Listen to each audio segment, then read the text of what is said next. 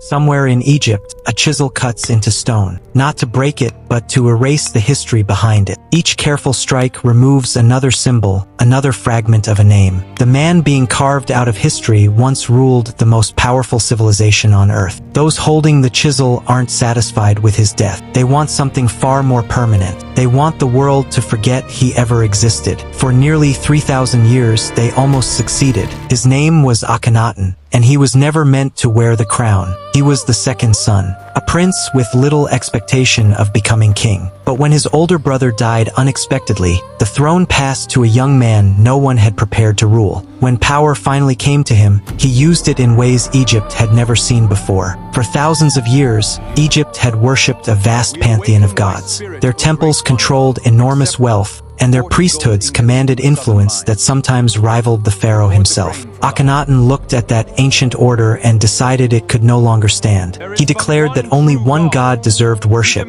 Aten, the radiant disk of the sun. So the temples of the old gods were closed. Their names were carved from monuments. Centuries-old traditions were dismantled by his royal decree. Long before history tried to erase Akhenaten, he had already begun erasing the religious world that came before him. Then he did something even more extraordinary. He abandoned Egypt's ancient capital at Thebes and founded an entirely new city in the desert, built from nothing and dedicated to Aten alone. It was called Akhenaten. Everything revolved around a single king, a single god, and a single capital. It was one of the most ambitious transformations any Egyptian ruler had ever attempted. While Akhenaten devoted himself to his new religion and his new city, the machinery of his empire began to falter. Foreign allies pleaded for military support and received only silence. The powerful priesthoods, stripped of their authority, quietly waited for their opportunity. And beyond the royal court, many Egyptians never abandoned the gods their families had worshipped for generations. Then Akhenaten died. After his death, the world he had spent his reign creating began to unravel. His young son inherited the throne, a boy whose name itself reflected devotion to his father's new religion. But it did not last. Within a few years, the old gods were restored. The royal court returned to Thebes. Akhenaten was abandoned, its temples left to the desert winds, slowly swallowed by sand. It seemed the revolution in his name had ended. But for Akhenaten's enemies, reversing his reforms was not enough. Years later, a new pharaoh named Hormheb resolved to erase the memory of the king altogether. The religious statues were smashed. The cartouches were chiseled away. Monuments were altered until no trace of Akhenaten remained. When the official lists of Egypt's legitimate rulers were carved into stone, his name was completely absent. The succession jumping straight from his father to Hormheb, as if an entire chapter of Egyptian history never existed.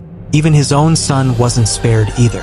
Although he restored Egypt's traditional religion, he remained part of the same royal bloodline. His name, too, was swept aside.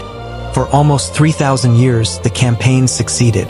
Akhenaten was not remembered as a failed king or a controversial ruler. He simply wasn't remembered.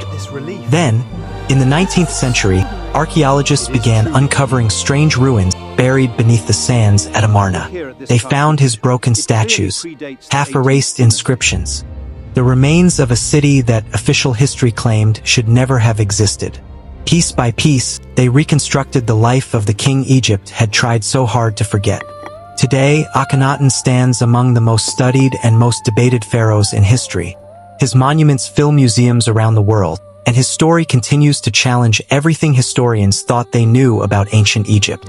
And his son, whose name was nearly erased alongside his father's.